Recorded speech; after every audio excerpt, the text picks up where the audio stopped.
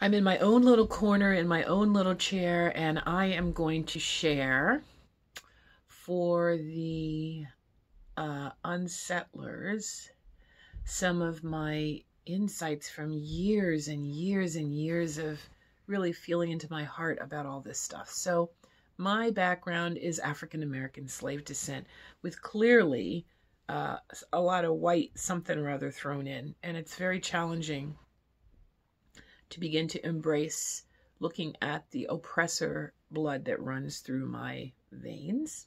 Um, so this is my work too, but it's not my work in community with white people. It's my work parallel. So years and years and years and years ago, as a part of what I like to do, which is eclectic neo-paganism, what woke me up first was Starhawk at a UU Women's weekend in 1980s. That's what woke me up to knowing that there was a lot more spiritually than what I was getting, loosely associated with the UU church. Okay, to make a long story less long,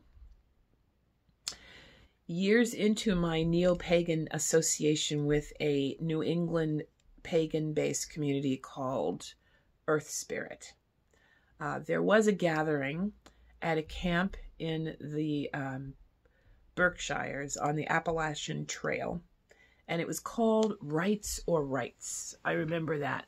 But when I tried to actually find it, I couldn't find it. So I don't know how many years ago it was. My daughter was in her early teens, and she's 34, 35 now, and she went with me. Anyway, I went to this weekend that was to be a conversation between essentially white people and red people, or Native Americans, or indigenous people. I don't want to try to be politically correct. I just want to sort of tell the story.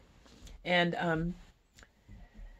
I was an African American person in this mix. There were some other fringy people, but I got to be more of an observer and a little bit of an inside outsider.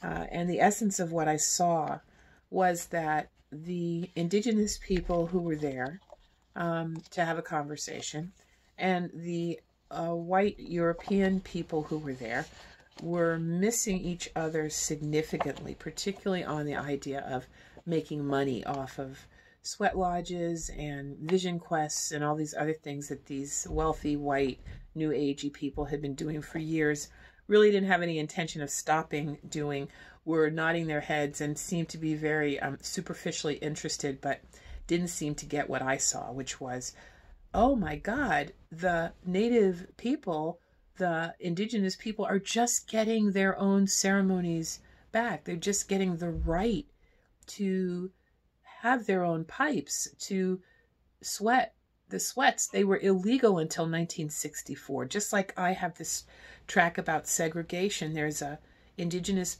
person track of trauma that I felt most people having this conversation were pretty clueless to the trauma load that needed to be folded in.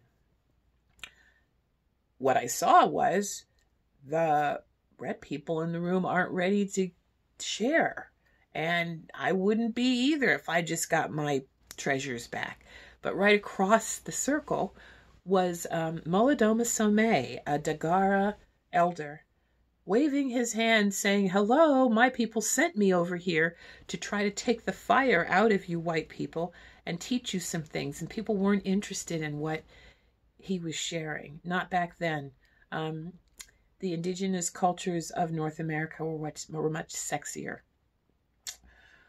I had a dream on the second of the 3 days just before a council circle. It certainly felt like a dream for the gathering.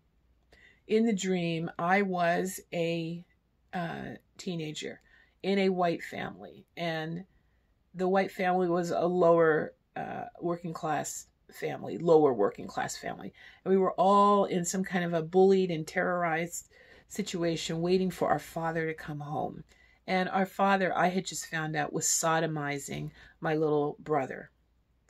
And I felt, and I was a male in this, I was a white male, I felt totally incapacitated and unable to do anything, to stop it, to address it, to make it go away. And I remember the dream kind of ending with me looking at my mother. And this was all happening in not just a working class family, but it felt like an Irish Catholic working class family, which has some connections to my personal psyche and my personal story. I look in the corner and there's my mother standing there wringing her hands, doing nothing. And when I woke up from that dream, I got a big epiphany, aha. Back then, a good 20 years ago, I saw that nothing was going to change on the power dynamics in the United States of America until the white women married to the corporate class men woke up, and that was the pivotal issue. And all these new agey things tend to be sort of 60 or 70% female and 40 to 30% male, that there was some power in that.